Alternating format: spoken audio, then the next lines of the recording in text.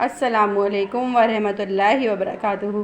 कैसे मेरी प्यारी बहनें और मेरे भाई, आप सब उम्मीद करती हूँ खैरियत से होंगे। आज मैं आपके साथ रेसिपी शेयर कर रही हूँ गार्लिक बटर नान। बहुत मज़े के गार्लिक बटर नान बनते हैं ये। इसके लिए मेरे पास है 2 कप मैदा। इसमें 2 टेबल स्पून मैंने जो है घी डाला है। 2 कप मैदा के अंदर 2 टेबल स्पून घी डाल के इसे मैं मिक्स कर रही हूँ। इसके बाद 1 टेबल स्पून चीनी और थोड़ा चुटकी भर इसमें नमक। 1 टेबल स्पून चीनी है और चुटकी भर नमक है। ये डाल के भी अब हम इसे अच्छे से मिक्स कर लेंगे। मज़ेदार से गार्लिक नान ये बनते हैं नान। इसको आप चाय के साथ भी खाएं। सिंपल गार्लिक बटर नान जो होते हैं ये आप इसको किसी भी अच्छी सी कढ़ाई वगैरह जो होती है उसके साथ खाएं, तब भी बहुत अच्छा फ्लेवर देते हैं। इसके अंदर अब मैं डालूँगी पूरा 1 अदद अंडा, पूरा साबुत। 2 कप मैदे में 1 अंडा पूरा डालिएगा। ईस्ट पाउडर है 1 टेबल स्पून मैंने ईस्ट लिया, उसको खूब अच्छे से पानी में भिगो दिया, नॉर्मल रूम टेम्परेचर के पानी में। और ये देखें खूब अच्छे से फूल गया है। अब हम ये पानी इसमें ये भी ऐड कर देंगे। ईस्ट ऐड करने के बाद जिस तरह हम एक आटा गूंथते हैं उसी तरह हम ये आटा गूंथ लेंगे।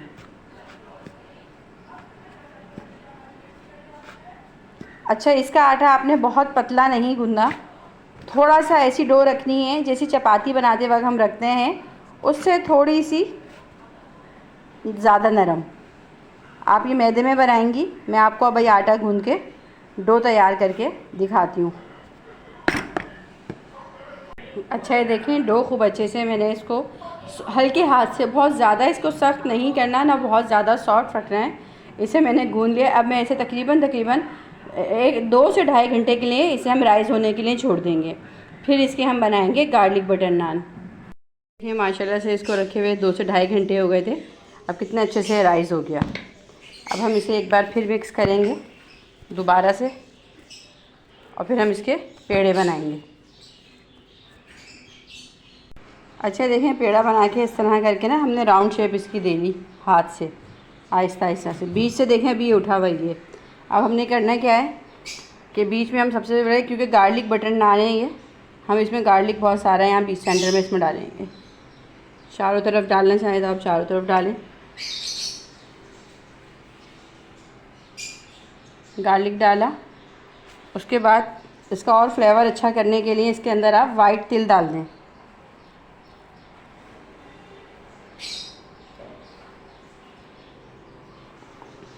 अभी हमने इसको बेला नहीं है। अब हम इसमें थोड़ी सी कलौंजी, अब हम इसे बेल लेंगे हल्के हाथ से। बहुत ज़्यादा पतला नहीं करना है।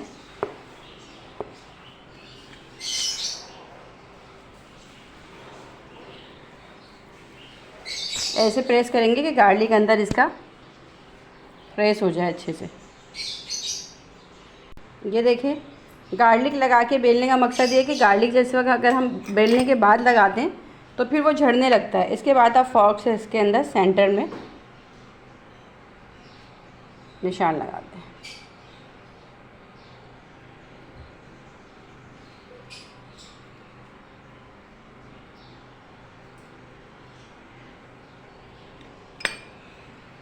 ये देखें, तवा जो है फ्राई पैन गरम हो रहा था तो इसके ऊपर अब हमने ये स्लो आंच पे पकने के लिए छोड़ दिया। इसको मैं कवर करूँगी, इसको हम ढक के बनाएंगे ताकि खूब अच्छे से क्रिस्पी सा हो, ये खूब अच्छे से फूले।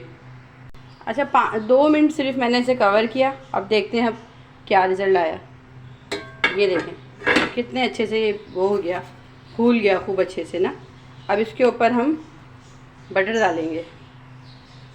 बटर लगा के, अभी मैंने इसकी साइड चेंज नहीं की है, खूब अच्छे से इस पर